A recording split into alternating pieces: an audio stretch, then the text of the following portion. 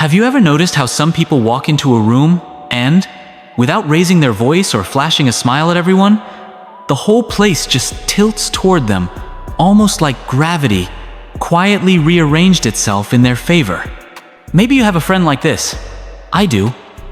My buddy Aaron strolls in, orders a black coffee, and somehow every table leans in to hear whatever he'll say next. Meanwhile, I used to sit there refreshing my phone, thumbs ready to fire off another perfectly word-crafted text, praying for a reply that didn't sound like a shrug. But here's the twist. Everything I'd been taught about love and connection show up first. Keep the spark alive, don't leave them on. Reed was actually doing the opposite. Instead of building attraction, all that effort was silently broadcasting, I need this more than you. And nothing kills curiosity faster than a sense of obligation. Today, I want to shake that old script right out of your hands and hand you a simpler owner rooted in ancient Stoic wisdom, yet perfectly suited for Tinder push notifications and iMessage read receipts. The core idea is razor-thin but life-changing. Real desire, respect, and lasting connection don't start when you push harder. They begin the moment you stop chasing and start embodying what the Stoics called inner stillness. Setting the scene: magnetic versus anxious. Picture two characters at a party. First, Aaron Human Magnet. He isn't the loudest in the room, doesn't dominate the playlist, and you'll never catch him power posing by the snack table. Yet, by dessert, half the crowd is swapping phone numbers with him. Then there's Julie. She scrolls, she refreshes. She laughs just a fraction too loud. She's lovely kind, articulate, ambitious. But her energy screams, please, like me. The irony? The more she tries, the more invisible she becomes. Why? Because one is anchored, the other is adrift and reaching. The Stoics would say Aaron's power comes from an unshakable sense of self-still center that doesn't need external permission to feel complete. Julie's frantic spark, though sincere, flares out the moment she doubts her own glow. A personal confession. I spent my 20s being Julie. Double texting? Guilty. Meticulously curating emojis so I wouldn't sound cold? Absolutely. If a message bubble paused mid-typing and disappeared, I felt my stomach drop like I'd missed a step on the stairs. Then one night, while doom-scrolling advice threads, I stumbled on a quote from Epictetus. No person is free who is not master of themselves. It hit me harder than any podcast pep talk. I realized I hadn't mastered anything. I was letting every unread message master me. That single line sent me drilling through Stoic texts, a 2,000-year-old rabbit hole that eventually surfaced one simple practice: inner stillness. What is Stoic stillness? Forget the image of a stone-faced monk ignoring the world. Stoic stillness is not about becoming emotionless. It's about knowing your emotions so well that they stop hijacking the steering wheel. It's less, never text first, and more, text because you choose to, not because anxiety screams that you must. It's the energy you feel when someone honors their own Timmy answers when they're ready, speaks with intention, and can sit in silence without clawing at it. That gap, those beats of calm, create space for curiosity to grow. Think of it like music. Without rests between notes, even the prettiest melody turns into noise. A 30-second thought experiment. Right now, imagine the last time you waited longer than usual to reply because you were genuinely busier, maybe just content. Did the other person double check in? Did they wonder what you were up to? That tiny vacuum of uncertainty is not manipulation. It's emotional contrast. And it's human nature to lean toward whatever leaves room for wonder. 3 anchors you can drop today. 1. Breath before send. Next time your phone buzzes, inhale, exhale, then respond. You're training your nervous system to lead the conversation, not chase it. 2. Micro silence challenge. Resist filling every lull in conversation.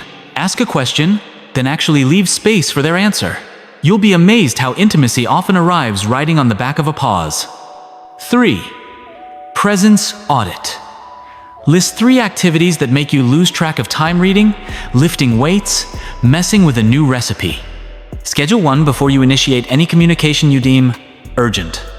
Suddenly, your message leaves your phone carrying the scent of a life already rich, not one begging to be filled.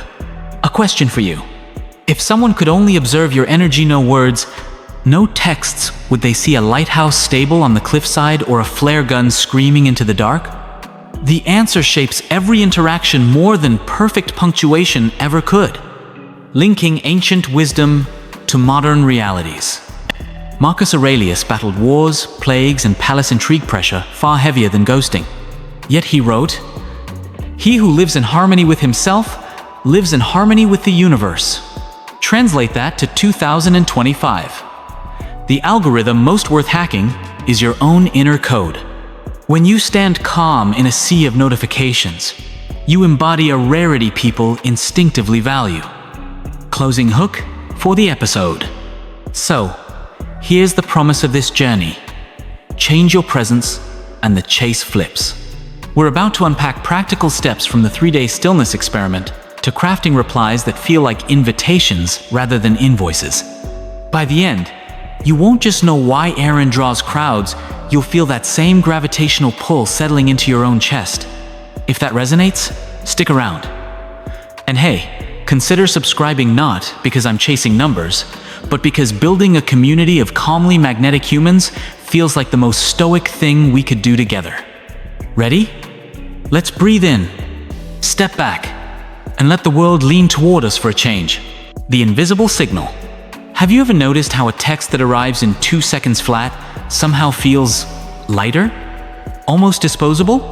The faster and more often we appear, the more we whisper without meaning to, "I need this more than you." It's like a buy one, get one sale on our own attention. Convenient? Yes, but not exactly precious.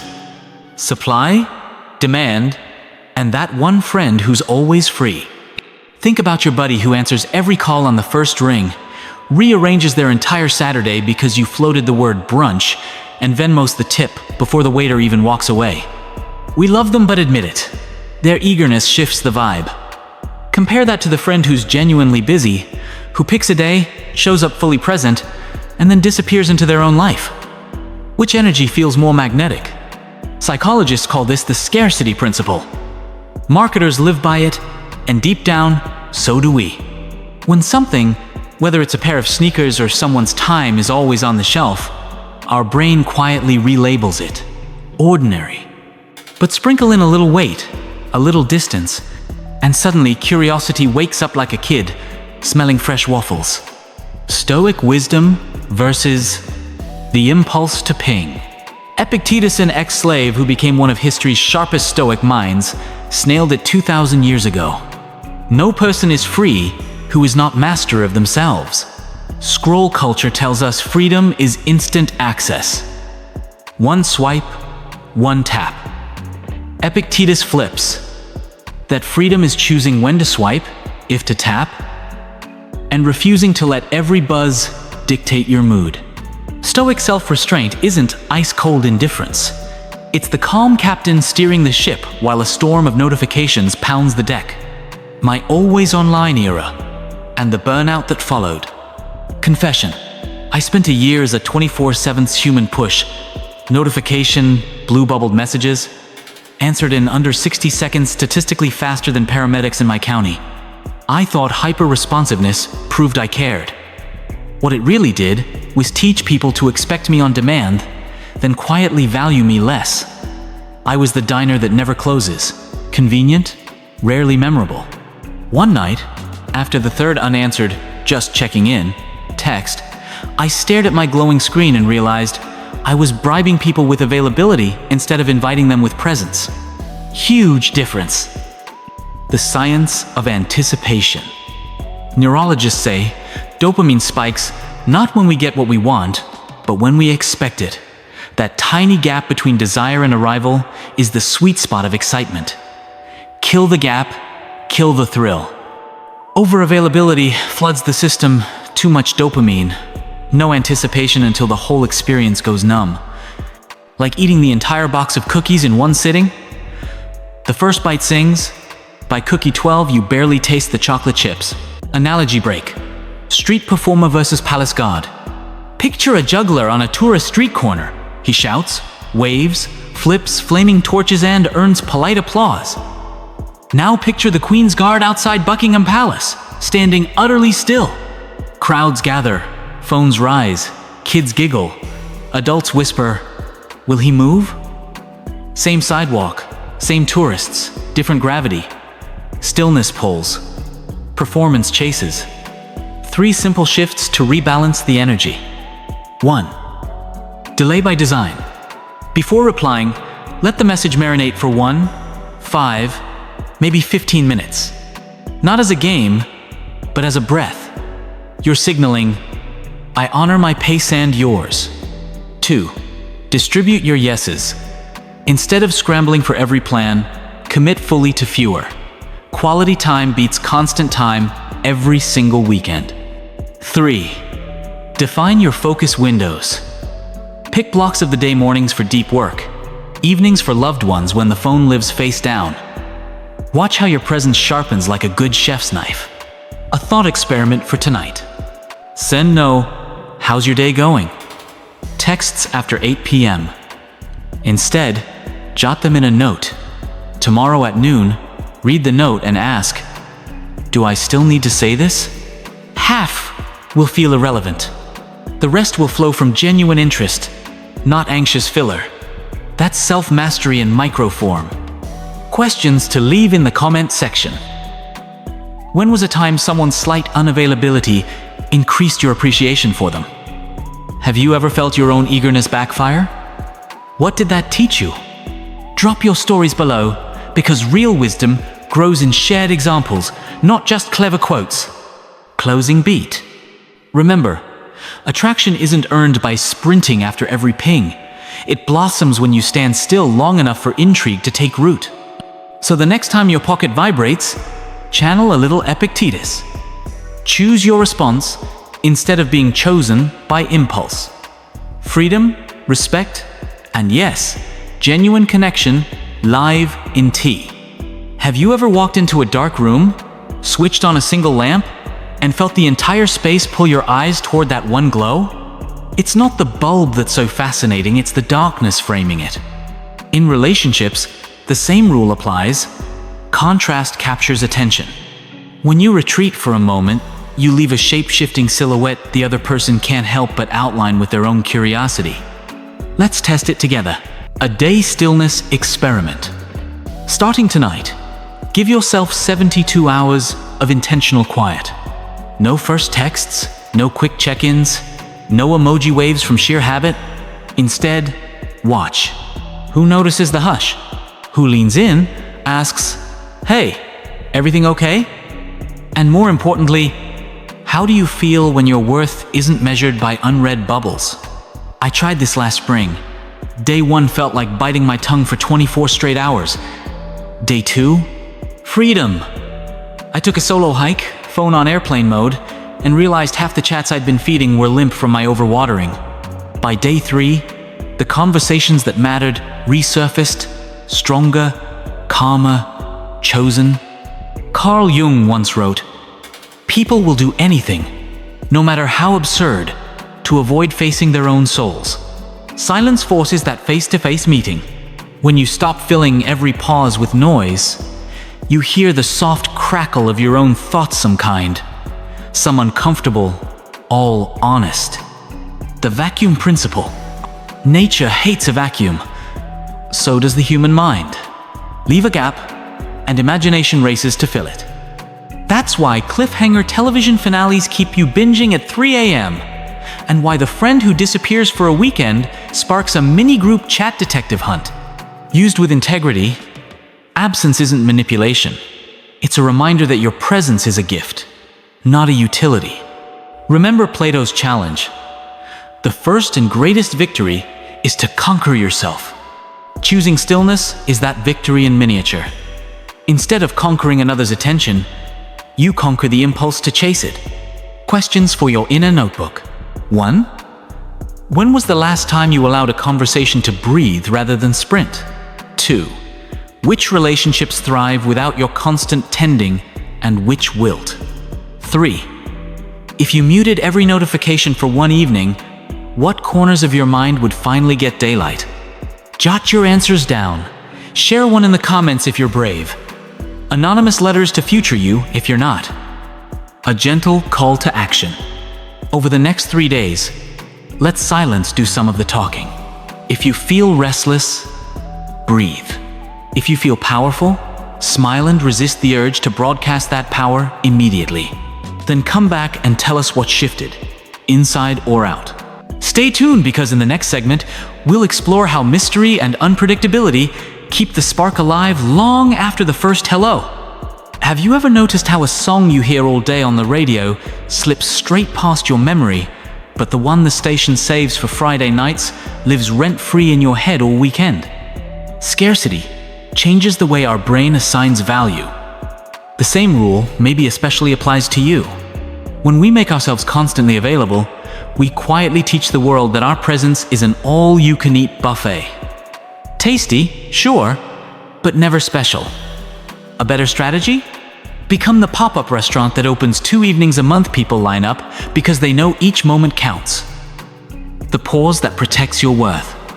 Starting today, build a micro-delay into your digital life. Let incoming texts breathe for 10, 20, even 60 minutes before you answer. Not to play coy, but to signal something deeper. I run on inner time, not push, notification time. You'll be amazed how respect rises in the silence. Next, practice the selective no. When a coworker pings you at 9 p.m. for just one quick thing, imagine your energy as a limited battery pack. Ask, does this request deserve tomorrow's fresh 100% or tonight's last 3%? Saying no tonight often means saying yes to showing up fully tomorrow. A personal glitch in the matrix moment. I learned this the messy way. A few years back, I treated my phone like a fire alarm. Every buzz was an emergency. Friends loved it so, I thought. Then a birthday dinner rolled around, and half the RSVPs were maybe. It hit me. My round-the-clock availability had turned into background noise. I decided to pull the plug for a weekend. By Monday, one friend texted, "Weirdly missed you. Let's grab coffee, your choice of time." Scarcity restored gravity. Wisdom from an emperor. Marcus Aurelius, the Roman ruler who ran an empire while journaling about inner peace, wrote, "We love ourselves more than other people, yet we care more about their opinion than our own." He's reminding us that protecting our schedule is an act of self-love, not selfishness. Every no to an energy drain becomes a yes to your own focus, your own sanity, and ironically, your own magnetism. Mini challenge for the week. 1. Delay one reply. Choose the next non-urgent text and wait 30 minutes. Notice how your mind settles and how the other person suddenly leans in. 2. Calendar a golden hour. Block 1 hour a day for device, free work, or rest. Guard it like a dragon guards treasure. 1. Audit your automatic yeses. For every invite, ask, will this refill or deplete me? Answer accordingly. Questions to spark reflection. When did constant contact make you feel less appreciated, not more? What would you gain if your evenings were request-free zones? Drop your thoughts below, because your story might be the reminder someone else needs to value their own time. Picture this. You're binge watching a series, and the hero breaks her routine, cracks a joke you never saw coming, or suddenly turns left instead of right. Boom, your brain snaps awake. That jolt of surprise isn't random. It's biology at work. Neuroscientists tell us novelty lights up the reward circuitry like fireworks. Give the mind a tidy, predictable pattern and it starts humming elevator music. Slip in one fresh riff and it rewinds.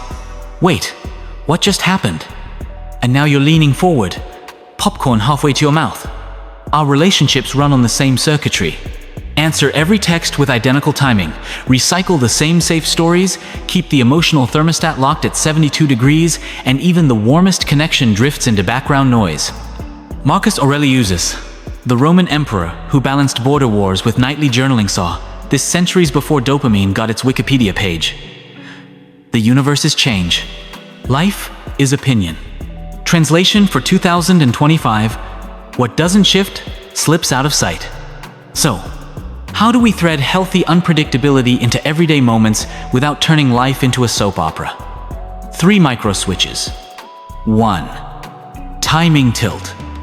If you always text goodnight at 10:03, send a voice note at lunch instead.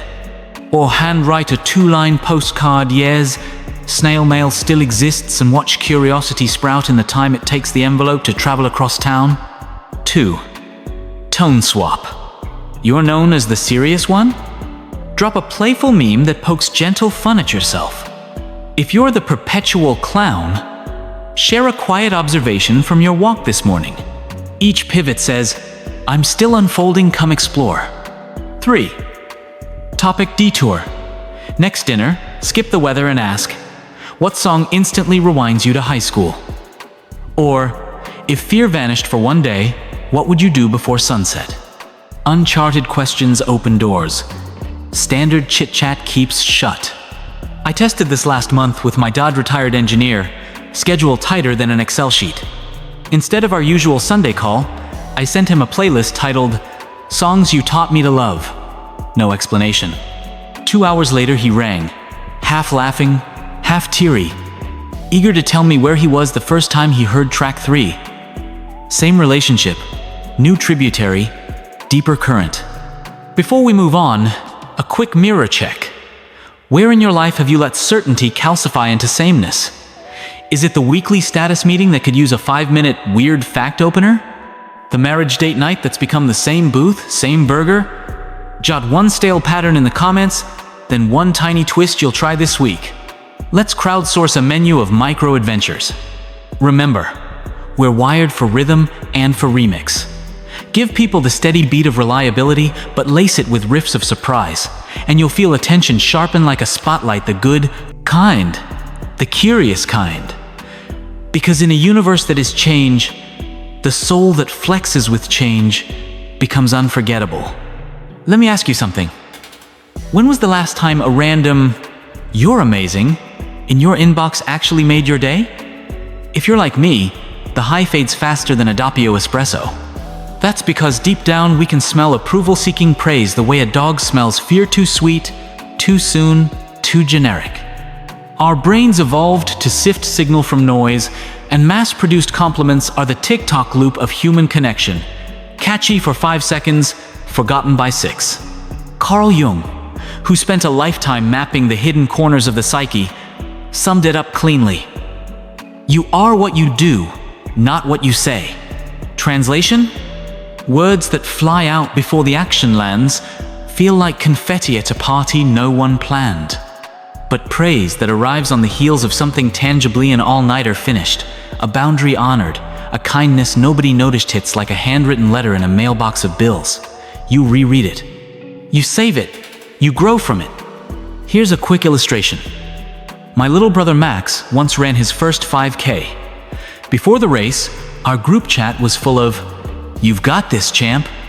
Honestly, it felt more like we were encouraging ourselves than him. After the finish line, when Max staggered in, sweaty and stunned, our dad looked him straight in the eye and said, "I'm proud of the grit you showed at mile 2. That's the moment you became a runner." One sentence, razor specific, forever etched. Max printed it on a Post-it and taped it to his mirror. That is the weight of earned praise. So how do we shift from approval vending machines to compliment artisans? 3 nudges. 1. Observe first, speak later. Wait for a concrete action that resonates with you. Note the detail, the way a teammate diffused a tense meeting, or how your partner tackled grocery day solo when deadlines piled up. 2. Name the impact, not just the trait.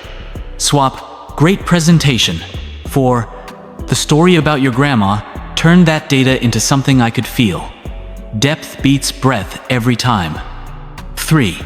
Mind the ratio. For every quick emoji clap you give, bank one silent observation. Let it age like good bourbon. When you finally pour it, the recipient tastes the difference. A mini challenge for the coming week. Bite your tongue on the next reflex. You're awesome.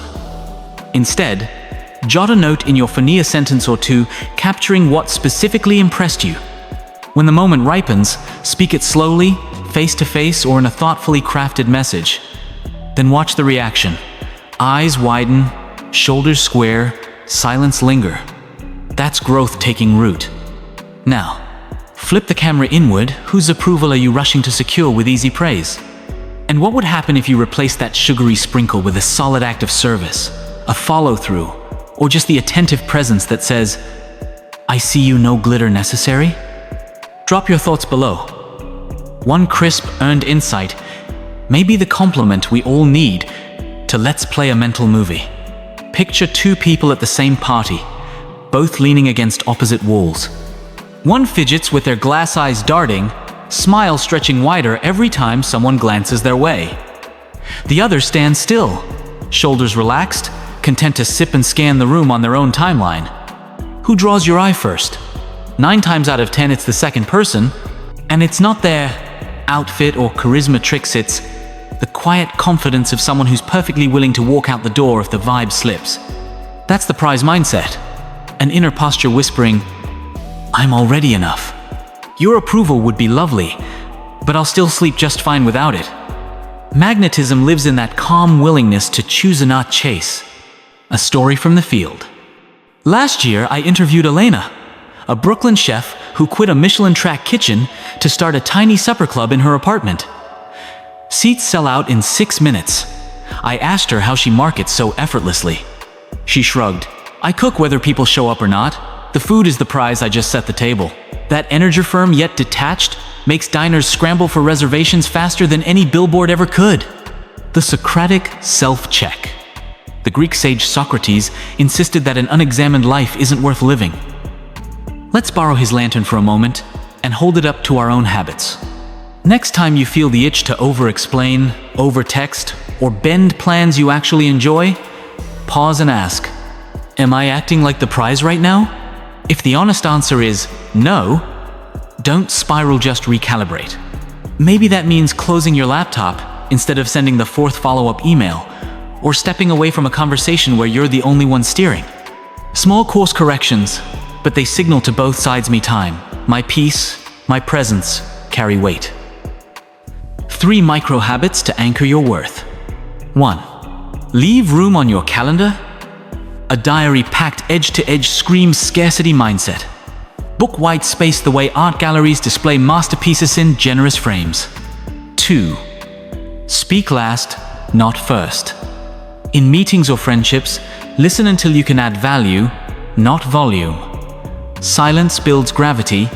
Words become meteor showers instead of drizzle. 3. Celebrate solo wins. Treat finishing a workout, a novel chapter, or even a mindful coffee like a landmark. Internal applause trains your brain to source validation from within, so outside applause becomes a bonus, not oxygen. A question for the comments. When was a time you walked away politely but firmly and watched respect follow you out the door? Share below. Your story might be the nudge someone else needs to step into prize territory. Remember, friends, a diamond doesn't sprint down the street yelling, "Pick me!" It stays put and lets the world adjust its spotlight. Be that still point. Walk into rooms like your piece flew in first class and you're just escorting it. Have you ever felt the air in a conversation shift like someone dimmed the lights by a single watt? Nothing dramatic, no shouted words, yet suddenly your chest tightens and the laughter feels rented, not owned. That, my friend, is your gut tapping you on the shoulder. And the older I get, the more I believe the gut is a wiser project manager than the brain. It sends the memo before the mind writes the spreadsheet. I learned this at a rooftop party last summer. Perfect skyline, artisanal tacos, people discussing crypto as if it were a love language. Halfway through, I realized my smiles were glued on and my questions were autopilot. The vibe had turned politely, but my body noticed first. Shoulders creeping toward my ears, water bottle gripped like a stress ball.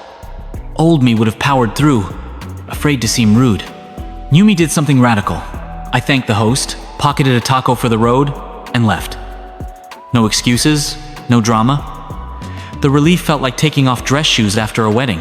Instant dignity restored. Here's why that matters. Withdrawing your energy when the vibe sours isn't surrender. It's self-respect in motion. Marcus Aurelius might call it living in accordance with your nature. But let's keep it plain. When you stay where your spirit's gone missing, you teach the room that your peace is negotiable. Walk away with peace intact, though, and you become unforgettable enough for the exit itself, but for the quiet conviction behind it. So how do we practice this art without ghosting every awkward moment? 1. Run the 2-breath scan. The instant you sense tension, take 2 intentional breaths. If your pulse slows, stay and re-engage. If it spikes, that's a green light to step back. 2. Swap excuses for ownership. Skip the frantic, "I just remembered my dog's piano recital." A simple, "I'm going to head out, thanks for the conversation," honors both sides. 3. Leave, then reflect. On the walk or drive home, ask, what shifted? Was it the topic, the tone, or my own energy tank hitting empty? Each answer sharpens the instinct for next time. Quick thought experiment. Recall a moment you overstayed, maybe a job that blurred into burnout, or a friendship kept alive by nostalgia alone. How much lighter would you feel today if you'd exited earlier? Dignity unbruised. And here's the paradox. The world often remembers the person who exits with grace more than the one who lingered for applause. Like a favorite song fading out at its peak, you leave listeners wanting one more verse instead of scrambling for the skip button. Drop a comment. When did trusting your gut to leave turn out to be the best thing you did all month? Your story could be the nudge someone else needs to step away from a stale room and back into their own oxygen. Remember, stillness isn't always staying put. Sometimes it's the soft click of a door closing behind you, echoing, "I value my peace." Honor that echo, and watch how every space you choose to remain in grows richer because you decided it was worth your presence. Take a slow breath with me. Feel it slide all the way down to your ribs. That pause, that anchored minute inside your own chest is where real power lives. Because here's the home-stretch truth of everything we've shared today. Life shifts the moment you trade chasing for becoming. Chasing is loud. It's the shoes slapping pavement, the refresh button rattling under your thumb, the half-second smile begging for likes. Becoming is quiet. It's the seed deciding, in absolute darkness, to push up anyway. No trumpet, no spotlight, just raw, grounded self-worth rising through the soil. And grounded things command respect. A tree doesn't negotiate with the wind, it roots deeper. Likewise, a person settled in their own value doesn't need to broadcast achievements or scramble for seats at crowded tables. Their stillness does the talking, and trust me, stillness carries farther than any megaphone. People lean in, not because you grabbed their sleeve, but because your calm signaled there was something worth hearing. I felt that switch myself last winter. I stopped measuring my day by incoming pings and started tallying tiny acts of integrity, finishing the workout I promised myself, calling my mom before she called me, writing 3 honest lines in a journal no one else will ever read. The quieter I got, the stronger I felt, as if the volume dial on the outside world finally matched the steady hum inside. So here's your next gentle assignment. 1. Pick one area: work, love, or self-care where you've been sprinting in circles. 2. Replace one chase action with one become action. Swap the extra follow-up email for 5 minutes refining your craft. Trade the scroll for a page of a good book. Small pivot, seismic reward. 3. Log the feeling. End each night by writing one sentence. Tonight, my stillness felt like... Watch how the metaphors grow: oak tree, deep water, silent engine. If today's ideas stirred a corner of your mind, don't let the insight drift back to sleep. Hit subscribe, not for my vanity metrics, but so this conversation remains a steady pulse in your feed, a signal to keep reflecting, keep rooting, keep becoming. Each week, we'll dive deeper into Stoic tools you can pocket on the commute, at the dinner table, or in that 3 a.m. moment when the room is dark and the questions get loud.